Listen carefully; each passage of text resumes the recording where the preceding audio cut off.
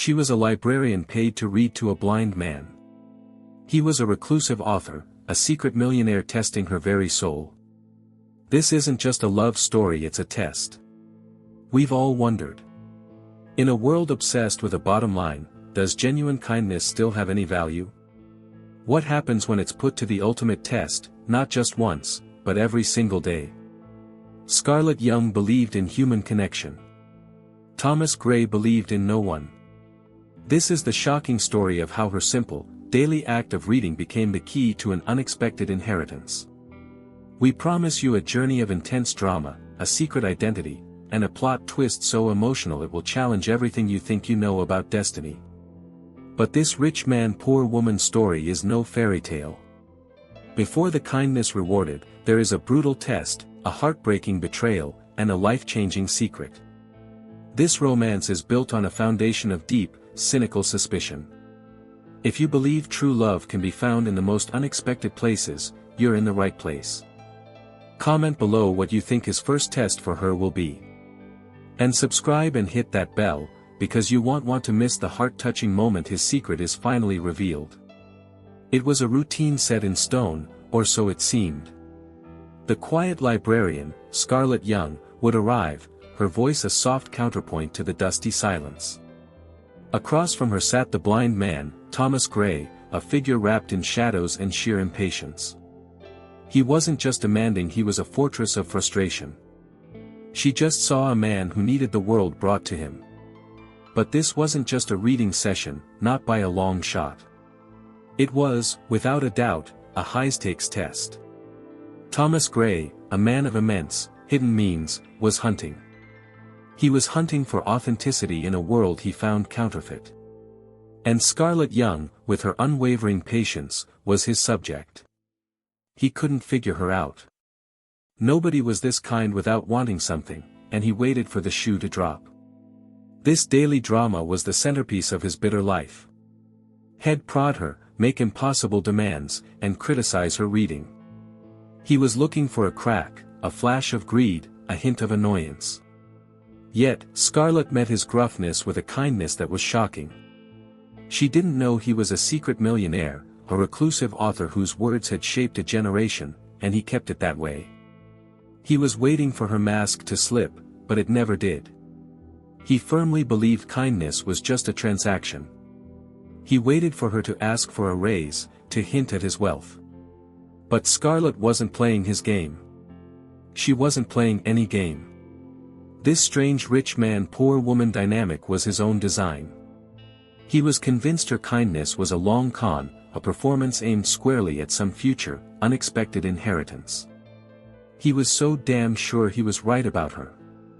Every day, she'd walk into that lion's den with a smile. And every day, she'd leave him more confused than the last. He'd grunt, "That's enough," and she'd simply reply, "See you tomorrow, Mr. Gray," her voice never wavering. This wasn't the romance he wrote about, it was something else, something raw and untested, a heart-touching mystery. He found himself listening to her, not the book. The stakes of this test were astronomical, beyond Scarlett's dreams. We're talking about a life-changing fortune, you see. A vast collection of future royalties that could change her destiny. But the only way to win this game was to be unaware you were even playing it. Thomas was searching for one person who wasn't motivated by the almighty dollar. Had almost given up hope. Until her. And so, the test continued, day in and day out. The librarian read to the grumpy blind man.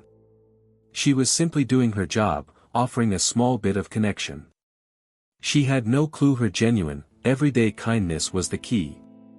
She didn't know her soul was being weighed on a scale, with the fate of an empire in the balance. This quiet love story was just beginning. This daily reading was, in fact, an audition. Thomas Gray needed an heir, not of his blood, but of his values. Or rather, the values had lost and desperately hoped still existed. He was a bitter man, yes, but he was also a man on a mission. He couldn't let his life's work, his legacy, fall into the hands of the grasping, greedy fools who circled him like sharks, just waiting for him to die. He had designed this test for one reason: to find goodness. Head set the stage for a grand plot twist, one that would prove his cynical worldview wrong. He wanted to be proven wrong. He needed to be. This kind librarian, Scarlett Young, with her gentle voice, was his last, flickering hope. But first, he had to be absolutely sure she wasn't acting. Scarlett Young wasn't exactly setting the world on fire. And frankly, that's just the way she liked it. Her world was small, but it was incredibly deep. It revolved around the scent of old paper and quiet afternoons. She lived in a tiny apartment where the books threatened to evict her. She was the poor woman in this narrative, but she never felt poor. She possessed a wealth of stories and endless worlds. She simply didn't operate on the same frequency as others. While the world outside was a mad dash for the next big thing, for status, for royalties, Scarlett was still. She valued the quiet, simple things. A perfectly brewed cup of tea. A conversation that went deeper than just the weather. She believed, truly believed, that human connection was the only antidote to the noise and the hurry. This philosophy wasn't a performance, it was her core. It's why she took the gig reading to the impossible Thomas Gray. Other librarians had quit, citing his abrasive nature. But Scarlett saw something else entirely. She saw a profound loneliness, a fortress built by a man desperate for connection but terrified of it. Her visits were a lifeline she was offering, not a job. Now, don't mistake her kindness for weakness. Scarlett saw the world's sharp edges, oh yes. She just chose not to be one of them. She knew people could be cruel, greedy, and manipulative. But she held on to this radical idea that unknown, genuine connection could change a person, could heal. It was this belief that made her presence so disruptive. Her life was a stark contrast to the drama she'd entered. She worried about her rent, not an unexpected inheritance. She dreamed of finishing War and Peace, not of snagging a rich man. This profound lack of material ambition made her an anomaly. In a world of scanners and gold diggers, Scarlett Young was an original manuscript, rare and priceless, and she had absolutely no idea of her own value. This dedication to books and people was her everything. It was the reason she could withstand the blind man's moods. She wasn't there for him, the client; she was there for him, the person. She was reading him a love story, and in her own quiet way, she was living Oni's story about the love of humanity. Even the parts that are jagged, broken, and hard to love. She valued connection over all else. So, she continued her simple, quiet life. She had patched the spine on an old book with the same care she had used to navigate Thomas Gray's volatile silences. She valued connection above cash, dignity above dollars. It was this very quality that made her the only person who could pass his impossible, cynical test. Her quiet life was about to become very, very loud. She was the kind of person who would apologize to the table if she bumped into it. It wasn't weakness, it was awareness. She moved through the world, trying to leave it softer than she found it. This librarian saw her job as a sacred duty, connecting people to the stories that would make them feel less alone. And Thomas Gray was the loneliest man she had ever met. Her simplicity was, in fact, her superpower. She had no hidden agenda, no secret identity to protect. What you saw was what you got. This transparency was the very thing the reclusive author couldn't comprehend. He was so used to layers of deceit that her simple, heart-touching truth looked like the most complex lie of all. Thomas Gray's world was pitch black, a new and bitter reality, and had done his level best to make his emotional world match. His blindness wasn't the source of his bitterness, but it was a catalyst that locked the final door. He was a reclusive author, a man who had built a career on understanding the darkness in the human heart. Now, he simply lived in it, suspicions and all. His cynicism wasn't just a fleeting mood, it was his armor. Had seen the absolute worst of people, didn't he? Especially after the royalties started pouring in like a flood. Family he hadn't seen in decades suddenly adored him. Friends materialized from thin air, all with their hands outstretched. His blindness just made him an easier, more vulnerable target. He saw kindness as the most dangerous weapon of all. And then, in walked Scarlett Young. Oh, she was the worst. This librarian, with her gentle voice and endless, saint-like patience. He couldn't stand it. It had to be a trick. He was a secret millionaire, the ultimate prize. He was convinced she knew. Someone must have tipped her off. He was sure she was playing the long game, angling for a piece of the pie, a way into his fortress. He'd sit there, this blind man in his dark, lonely room, and he would just listen. He listened for the slip-up, the tiny sigh of impatience, the hint of avarice. He lived for the moment she would finally break and reveal her true, greedy motive. She's good. He'd think damn good. He saw her kindness as master-level manipulation. He was the rich man. She was the poor woman. The oldest drama. His suspicion was a living thing, a creature he fed daily. Why would she endure his moods? Why would she read that sappy romance novel without a single snide, cynical comment? It was unnatural. It was a performance. His entire worldview, his understanding of a greedy world, depended on Scarlett being a total fraud. Her genuine nature was a shocking threat to his misery. Had forgotten what true love, or simple, unadorned kindness even looked like. Had spent so long as a reclusive author, writing about the plot twist and the dark, hidden motive, that had started to believe his fiction was the only reality. He couldn't see the heart-touching truth right in front of him. He was the one who was truly blind, long before his eyes ever gave out. He was blind to goodness. So, he remained the bitter recluse, nursing his suspicions. He was convinced Scarlett was a wolf in sheep's clothing.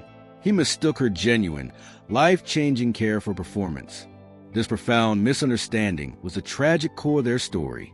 He was so busy looking for the con, so suspicious of this librarian, that he almost missed the one real thing that had entered his dark, lonely life in decades. His bitterness was a shield, but it was also a prison. He kept everyone out, yes, but it also meant he was locked in with his own dark thoughts and the echoing memory of every person who had ever betrayed him. This isolation was his self-imposed sentence. He was the architect of his own misery and had built his masterpiece. He tested Scarlett because he was desperate to confirm his bias. The world had to be as ugly as he believed it to be. If she was genuine, it meant he was the one who was wrong. It meant he was the broken one.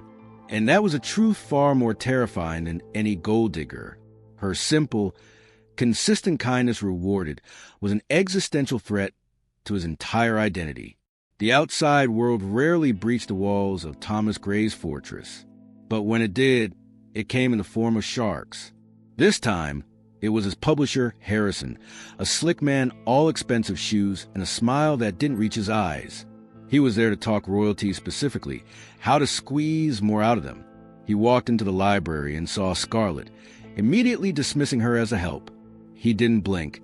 Harrison started the meeting by speaking at Thomas, but in a way that spoke down to Scarlett. Tom, buddy, you gotta sign these, he'd say. We'll have the girl here read the fine print later. Slowly. He treated the librarian as invisible, a nonentity. But then he made his fatal mistake. He started talking to Thomas as if he weren't just blind, but stupid. Scarlett felt the air change, go thin and cold.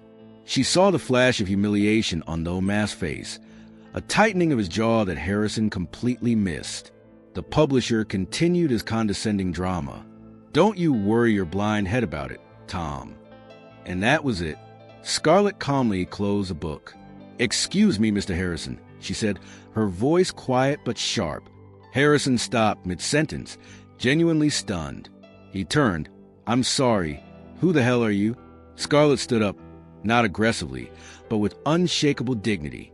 I am Scarlett Young, Mr. Gray's reader, and you will not speak to him that way. His eyes may not work, but his mind is sharper than yours and mine combined. You are disrespecting the reclusive, author you claim to represent. Oh, snap. You could have heard a pin drop. Harrison was livid, sputtering, but utterly checkmated. He hadn't expected the help to have a spine of steel. But the real surprise was Thomas Gray. The blind man sat there, perfectly still, but on the inside, he was reeling. She defended me. Not his money, not his secret identity, but his dignity. This wasn't in the script. She hadn't done it to impress him. She had done it because it was right.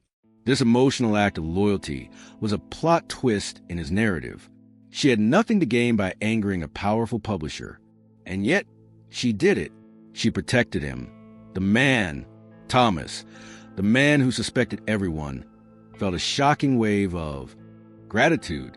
He was impressed. Deeply, this heart-touching moment was a first for him. Harrison, defeated, shoved the papers at Thomas and stormed out. Scarlett simply sighed, picked up her book, and sat back down. "Where were we in the love story, Mr. Gray?" she asked, her voice calm. Thomas didn't answer for a long time. He was processing. The test was getting complicated. She had passed a test he hadn't even intended to set. A new, dangerous feeling began to stir. Thomas Gray was a secret millionaire, a man of power. He was used to people fawning, not fighting for him. People agreed with him. They flattered him. They lied to him. No one simply defended him, especially not someone with no power, no stake in the game.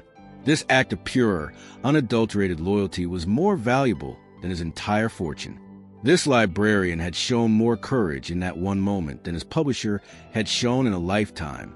She had reset the power dynamic in the room, using nothing but her own integrity. It was a life-changing moment for Thomas. He had just witnessed an act of real strength, and it made him feel, for the first time in years, safe. That display of dignity was one thing. But for Thomas Gray, the cynical reclusive author, it wasn't the final test, not by a long shot. He had to test the last and greatest human corruption money. So he set the stage for the oldest drama in the book, a classic trap of greed, a real rich man, poor woman cliché. He was going to test her integrity once and for all. The next morning, before Scarlett Young arrived, he acted.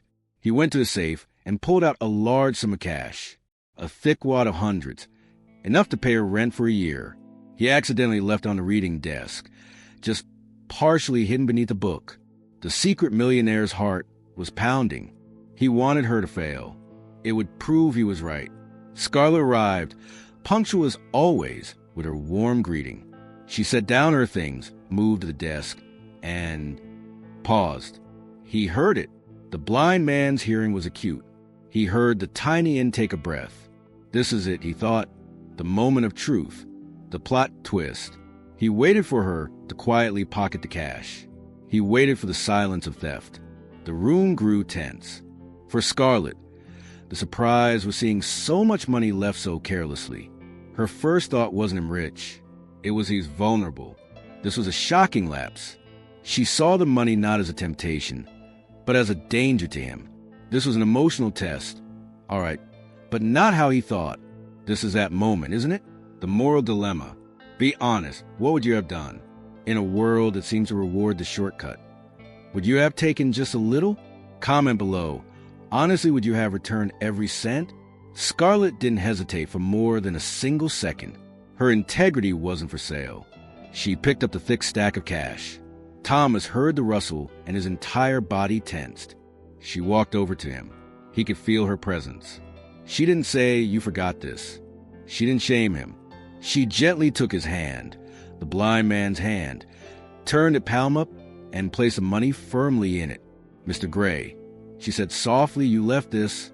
It's safe." He closed his hand around the cash, his skin tingling. He was stunned, utterly speechless. She didn't just return it. She returned it in a way that protected his dignity. She passed. She had passed his final, impossible test. Kindness rewarded was one step closer, and the armor of Thomas Gray had just been pierced. He had been so sure, so damnably positive, that she would take it. He had wanted her to take it, because if she took it, the world made sense. Greed was the rule. His cynicism was justified, but she didn't. She passed his test so effortlessly that it proved the test itself was flawed. He wasn't testing her, he was exposing himself. This was the real plot twist. The trap head set for her had sprung on him.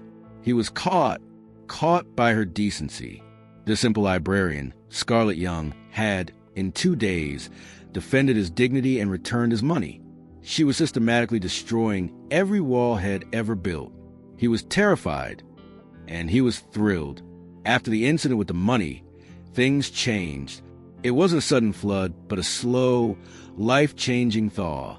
Thomas Gray was still the gruff blind man, and Scarlett Young was still the patient librarian. But his facade, that armor of anger he wore so well, had cracks in it. The daily readings continued. But now, he listened, really listened. He stopped trying to catch her, to test her. The game was over. She had won. Or, more accurately, she had refused to play. Now, as Scarlett continued her readings of the love story, Thomas found himself talking. At first, it was just grunts. Then, comments about the book. That character is a fool. True love isn't that simple. He'd mutter. And Scarlett, instead of just agreeing, would challenge him. Why is he a fool, Mr. Gray? For believing? Their sessions transformed. It wasn't just a reading, it was a conversation. A real human connection. He began sharing stories, not from the book, but from his own life, cloaked in hypotheticals. He was revealing the man behind the anger. He'd talk about a friend who stopped trusting people. Scarlett would listen and offer her simple, profound insights. It sounds like your friend was hurt, she'd say. But building walls doesn't just keep the bad out. It keeps the good out, too. Thomas Gray, the reclusive author, was speechless. She was editing his life's work without even knowing it. This slow unfolding was more emotional than any drama. He found himself looking forward to her visits. The sound of her voice was no longer just a service. It was the highlight of his dark day. He began to see her, Scarlett Young, not as a test subject, but as a person, a heart-touching and remarkable person. He was, for the first time, seeing clearly. He was a great secret millionaire, a man of power, and yet he was being completely disarmed by the simple, unadorned kindness of this librarian. The grumpy facade was melting, and beneath was a man starved for connection, for one person to see him and not the myth or the money. The romance was beginning, and he didn't even know it. He was slowly becoming Thomas Gray again, not the blind man, not the reclusive author, but just Thomas. And it was all because she never gave up on him. She was showing him that his cynical destiny wasn't set in stone. A new plot twist was brewing in his own heart. He even started to ask her opinion. What do you think of this, Miss Young, this character? Is his motivation believable? He was, in his own coded way, workshopping new ideas. He was sharing his secret identity with her, piece by piece, without ever saying the words. He was letting her into his creative, hidden world. Scarlett, for her part, was fascinated. She wasn't just reading to him, she was collaborating with him. She saw the brilliant, sharp mind trapped inside the grumpy old man.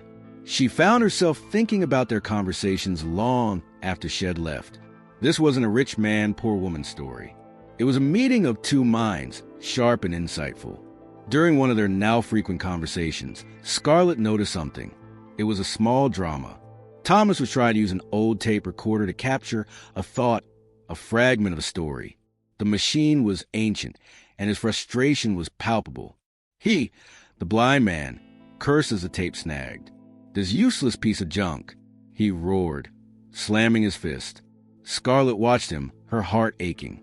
She saw the reclusive author desperate to create, trapped not just by his darkness, but by his tools. It was a small thing, but it represented his whole life, a struggle against a world he could no longer navigate. She didn't say anything. She just filed it away.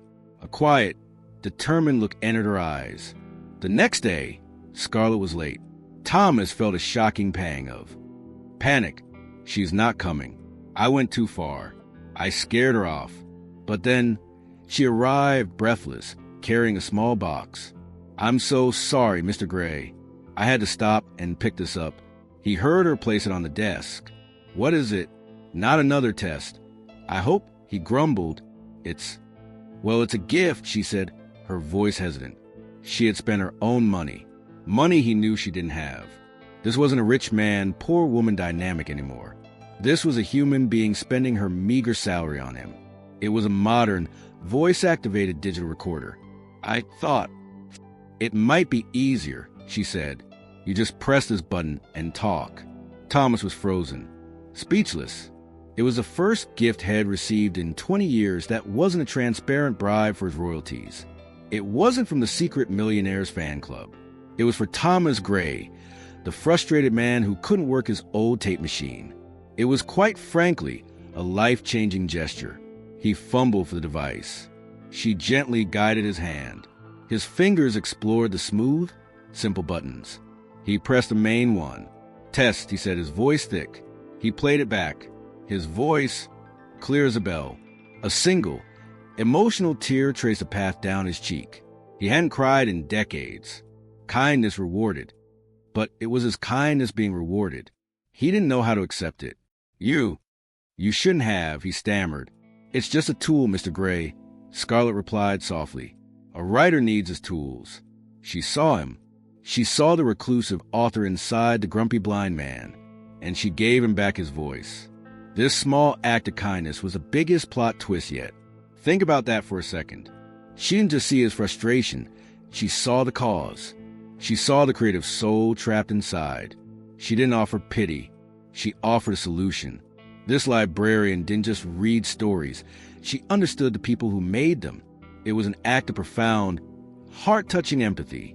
He, in turn, was undone by the thoughtfulness of it. It wasn't the cost, it was the specificity. She had paid attention. She had seen his struggle. She had identified a need he hadn't even voiced and filled it. Simply because she was kind, this simple kindness rewarded him for nothing. He had done nothing to deserve it. And that was the point. That recorder, it changed everything. It wasn't just a tool, it was a symbol. It was an act of profound, heart-touching understanding. Thomas Gray, the man who built a fortress of cynicism, felt the last of his walls crumble into dust. He was in new territory, and it was terrifying. He was, to his absolute horror, falling in love. It was a love story unlike any had ever written. He, the reclusive author, had always written about love as a drama, a battle of wills, a dangerous game. Had never written about this. This quiet, steady warmth, this feeling of being seen. He realized he was falling for Scarlett Young's voice. He was falling for her soul. He couldn't even see her. He had no idea she was tall or short, plain or beautiful. And for the first time in his life, it didn't matter. He was a blind man discovering true love in the purest way possible. He loved her patience. He loved her quiet strength, her defense of his dignity. He loved the mind that challenged his own. This was the ultimate plot twist for a rich man. He had spent his life convinced people only wanted his money. But Scarlett didn't even know about his money. She had gifted him. She, the poor woman, had invested in him, the man. This realization was both shocking and liberating. It was a romance of the purest kind. He began to change. The gruffness softened. Head asked about her day. Head laugh, a rusty and used sound. Scarlett, the librarian, noticed, of course. She found herself charmed by this brilliant, complex man. She saw the wounded soul beneath the bitter exterior. She was falling, too, not for a secret millionaire, but for the brilliant, emotional mind of Thomas Gray. He thought this feeling was long dead. He was the old cynic, the man who knew better. But love, as it turns out, doesn't care about cynicism. Destiny had sent this quiet woman into his dark life, and she had, with no intention at all, relit the pilot light of his heart. This was it. This was real. But the world, as it always does, was about to interrupt. A love story this pure is always a target. He, the secret millionaire, had a secret that was about to blow up in their faces. The real drama was just around the corner, and his newfound hope was about to face its greatest test. He was happy and doomed. He found himself using the recorder she gave him not just for story notes, but for feelings. Had record thoughts about her, about kindness, about the possibility of a different kind of life. It became his confessional, his partner. She hadn't just given him a tool for his work. She had given him a tool for his healing. He was a man reborn, but it was a fragile rebirth. He was like a deep-sea creature brought to the surface, blinking in a light had forgotten existed. This life-changing romance was everything. But his past, his secret identity as a wealthy author, and the greedy family attached to that wealth. They were still out there, circling in the dark. Just as the ice was melting, the vultures arrived. The past has a funny way of coming back, doesn't it? Thomas Gray's estranged family, cousins and nephews he hadn't seen in a decade, descended on the house. They had heard whispers, perhaps, of his frailty. They came wrapped in fake concern, their eyes gleaming with a single, unspoken word: royalties. They arrived, all smiles and crocodile tears. "Oh, Uncle Thomas, we were so worried." And they walked right into the middle of a reading session. They saw Scarlett Young. They saw a young, pretty librarian sitting intimately with their meal ticket. Their smiles didn't just fade, they curdled. The air turned toxic in a split second. And, "Who is this?" one of them asked, her voice dripping with suspicion. Scarlett, polite as ever, stood to introduce herself.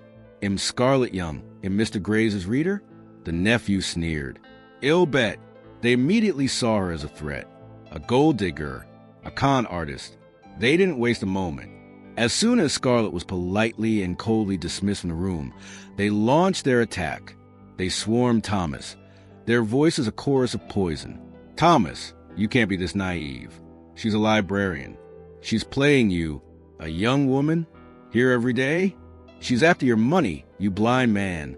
Can't you see it?" This was the drama they had been waiting for. They painted a shocking picture of Scarlett. They accused her of being a master manipulator, of cozying up to a vulnerable blind man to steal his unexpected inheritance. They twisted every act of kindness she had ever shown into a calculated, greedy move. And Thomas, the reclusive author, listened. He was the man who had just started to trust. He had just started to believe in true love. But his family was striking at the very core of his oldest wound, his deep-seated, pathological fear that everyone was in fact after his money. His secret millionaire status was his curse. He began to doubt. The old cynicism, his lifelong companion, reared its ugly head. What if they're right? What if her kindness was an act? What if the recorder was just a clever investment? The emotional foundation of his new life was beginning to crack under the assault. The plot twist was devastating. The family was relentless. They were professionals. They'd been waiting for this opportunity for years. Were your family, Thomas, his cousin Cood, were the only ones who truly care about you. This girl, she's a stranger.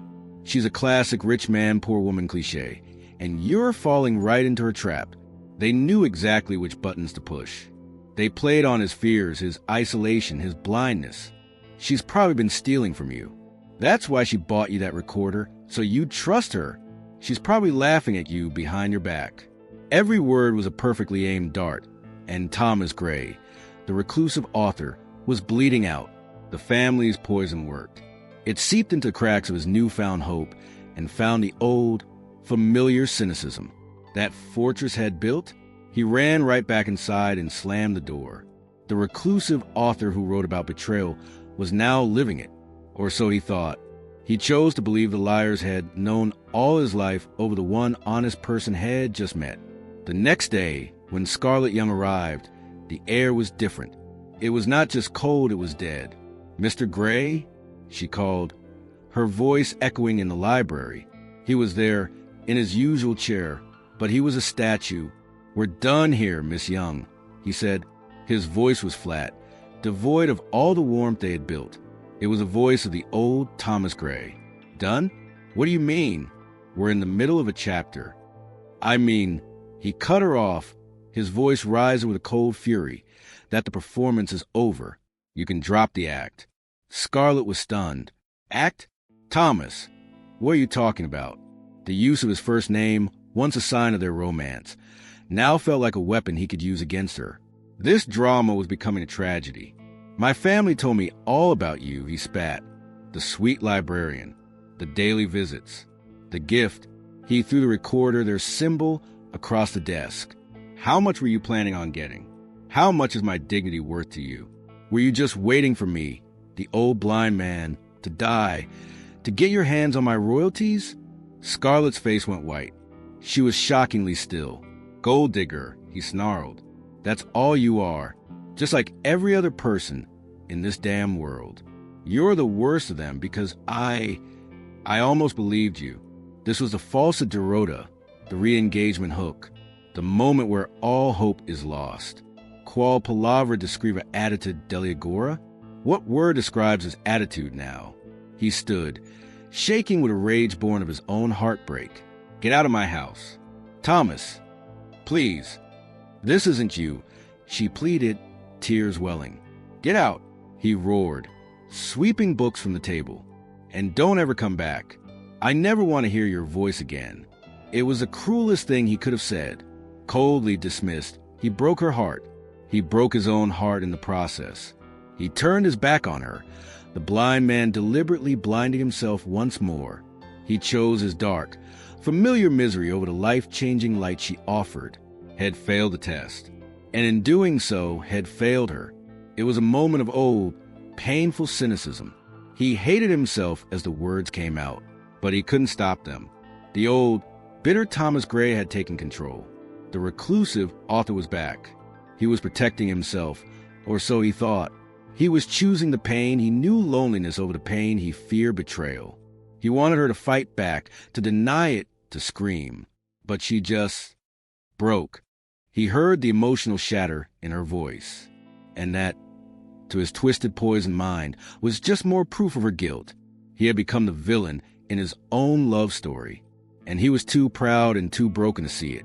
Scarlett didn't just walk away, she fled.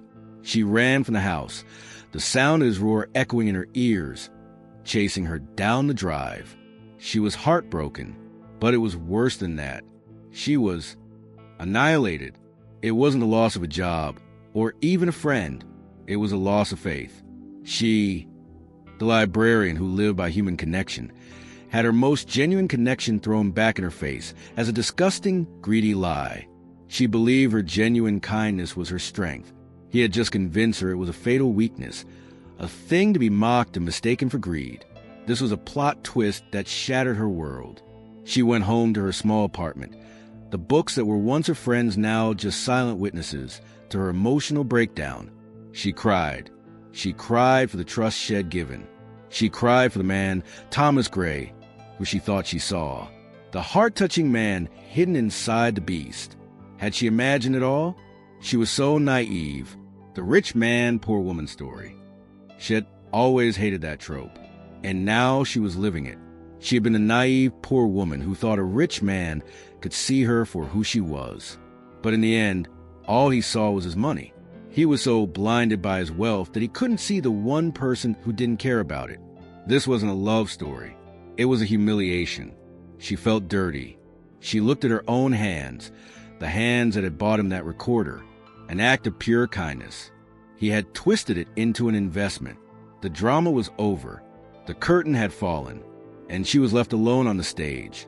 She never knew about the secret millionaire status, or the unexpected inheritance, or the royalties. She just knew a lonely, brilliant, blind man, and her reward for trying to ease his loneliness? To be called a gold digger. Kindness rewarded? No, kindness punished. It was the most painful lesson of her life. She would have to go back to the library. She would have to go back to her simple, quiet life, but it wouldn't be the same. He hadn't just broken her heart. He had broken her belief in the power of kindness. He had taken her one great treasure and convinced her it was worthless. She replayed the scene over and over. His coldness, the hatred in his voice, the surprise of his cruelty was what hurt the most. This wasn't the Thomas she had come to know. This was a stranger, a monster. She had genuinely believed in their romance, in the true love that was blooming in that dusty room. And for what? To be dismissed like a servant? She had believed her kindness was life-changing. And it had changed her life. It had taught her that her heart was a liability. This was the ultimate plot twist, and it left her feeling empty, a shell of the trusting person she used to be. Back at the mansion, the silence was heavy and toxic. Thomas Gray sat in his library, the smell of Scarlett's perfume still lingering in the air, a ghostly accusation. He was miserable. He had won. He had proven that everyone is a fraud. So, Why did it feel like the most devastating loss of his life? The reclusive author had written a truly tragic ending.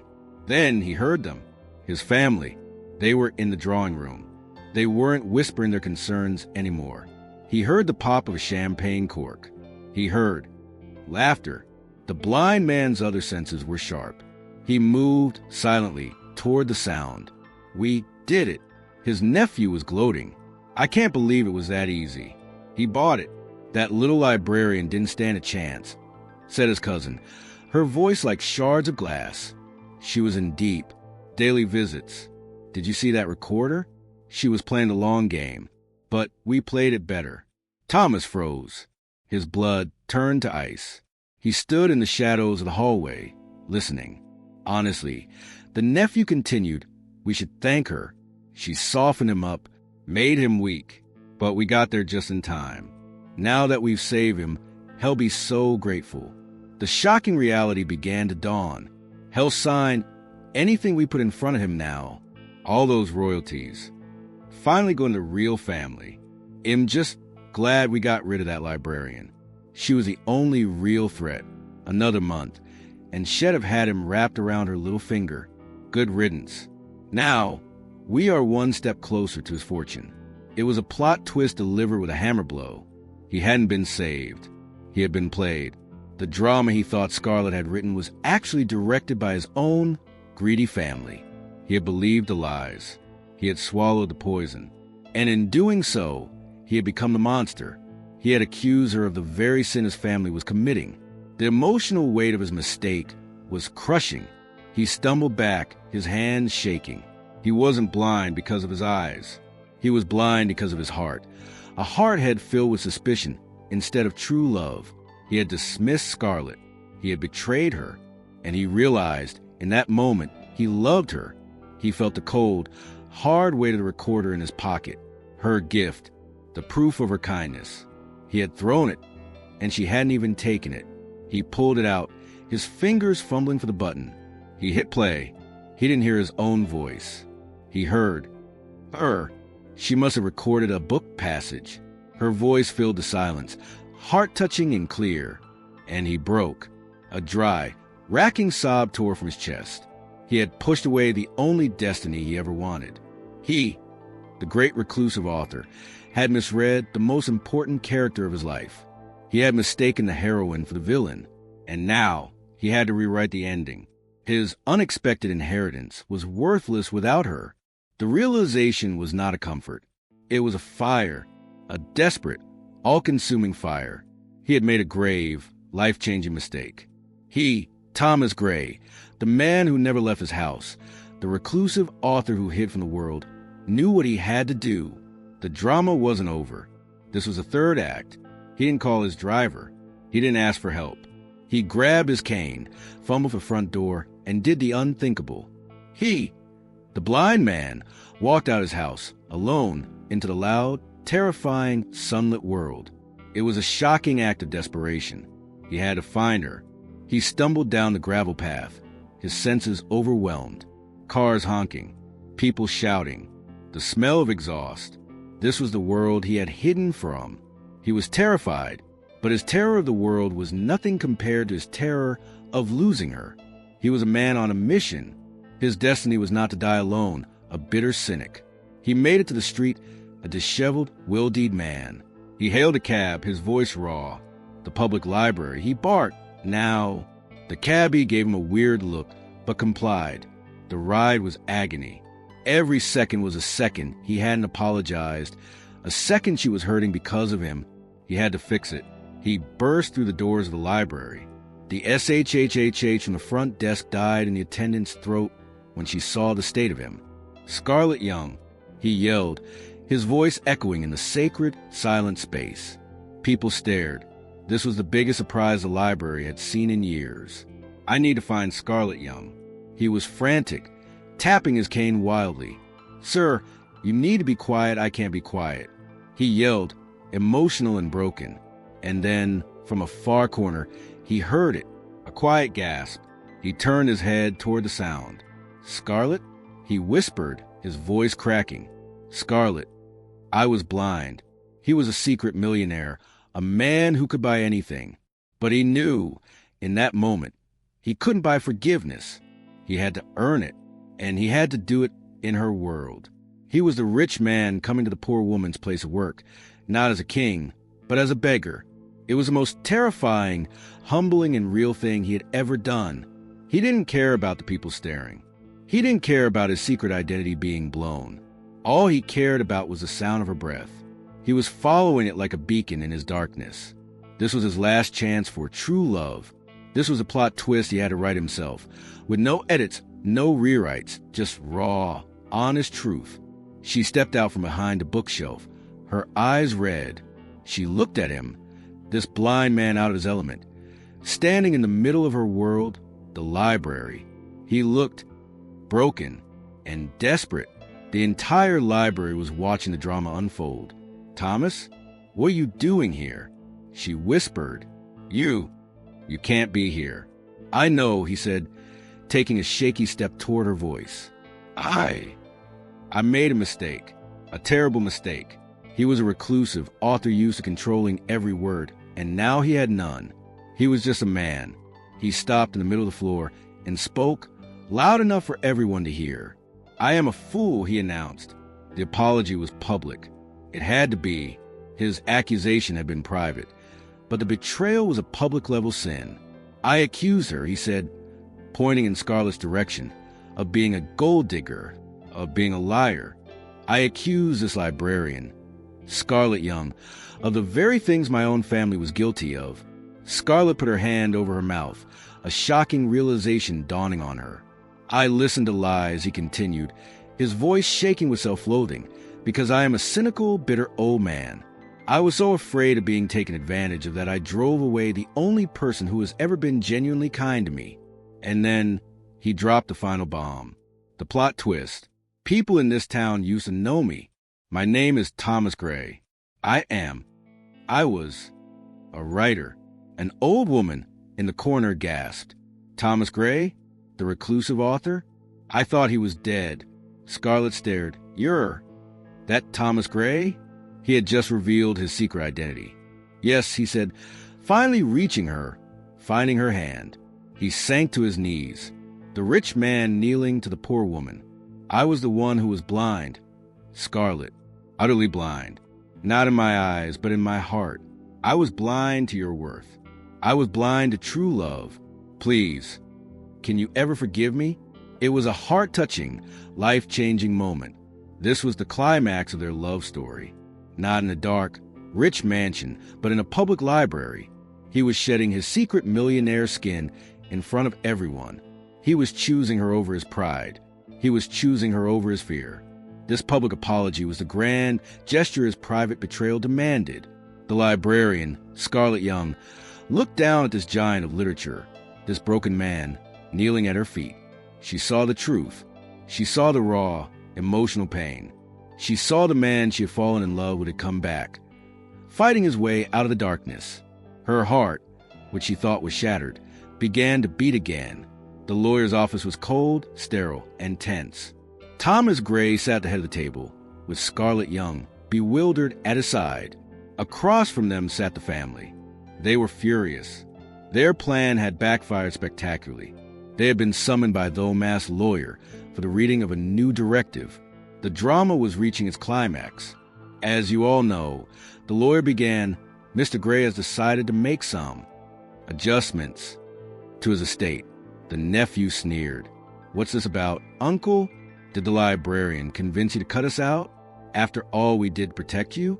Thomas just smiled, a small, cold smile.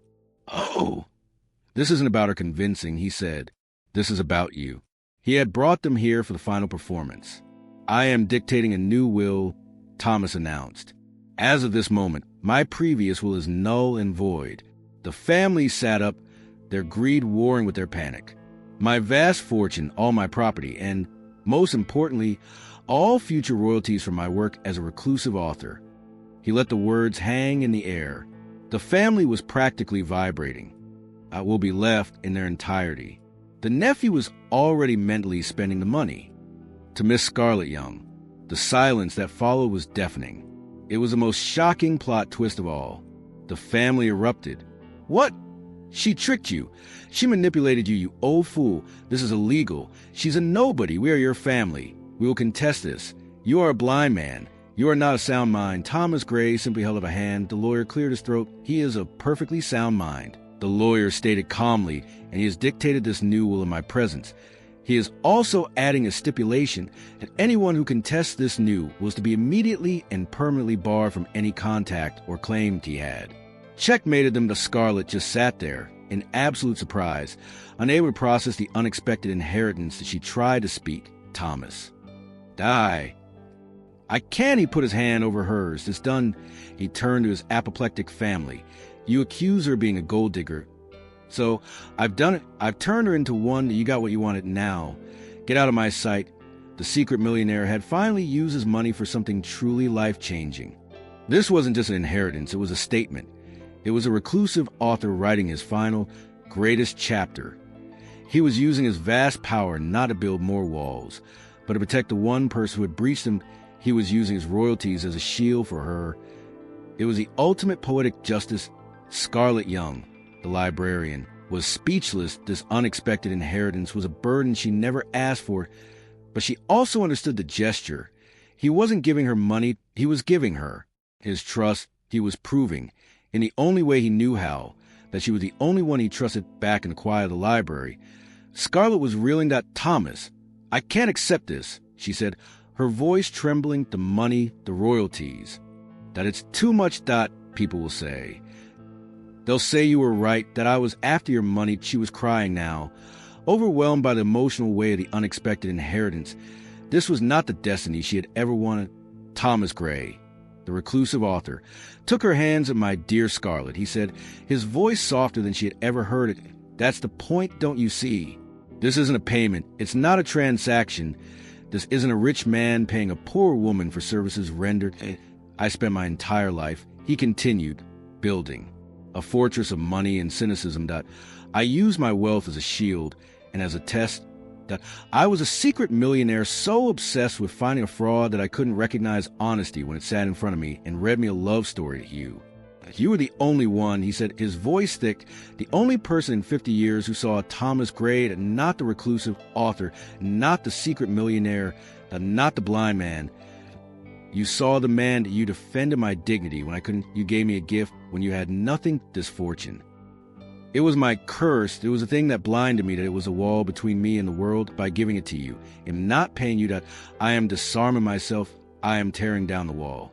So I can finally, truly see the royalties are not a payment. Scarlett, they are a reward. This is kindness rewarded. It's my final plot twist. It's the world finally making sense. The only person who deserved the money was the one person who never, ever wanted it. It was the only ending that made sense. That he smiled. Now, I am just a blind man, and you are a very, very wealthy librarian. But we are finally just Thomas and Scarlett. It wasn't a rich man, poor woman story. It was just a love story, the story of a man who was blind and the woman who taught him how to see. This was their true love. You didn't just pass my test, Scarlett. He added, you taught me that the test was meaningless. You didn't just read to me, you saved me. You saved me from the bitter, lonely man I was determined to become. This inheritance isn't a gift, that it's just me. That finally getting my priorities straight. And so the reclusive author and the librarian began their real story. He had his voice. She had his heart and the royalties. They used them to build libraries, that they used them to fund the arts. They turned a fortune built on cynicism into a legacy of hope, a truly heart-touching, life-changing destiny. You're absolutely right. To my apologies. Here is the high conversion conclusion. Redone in English as requested. This story proves that the greatest plot twist is an unexpected inheritance. It's the moment we choose to see the human being behind the facade. That kindness isn't a transaction. It's our greatest strength. If you also believe that genuine kindness is the most valuable currency, and that true love can heal the deepest cynicism, then you found your place. At this channel is for you. Subscribe and join our community that celebrates stories with soul. To get this message to more people. Like this video if you were moved by Scarlett and Nomass. Destiny. Comment below the most emotional moment for you, the money test or the library apology. And share this story with someone who needs a reminder that kindness rewarded isn't a myth. And while you wait, Know that our channel is a treasure chest of heart-touching stories just like this one that explore our older videos and discover other journeys about secret identity and life-changing fates. To make sure you never miss any of the incredible narratives we have yet to tell, hit that notification bell. You won't want to be left out of the next emotional roller coaster.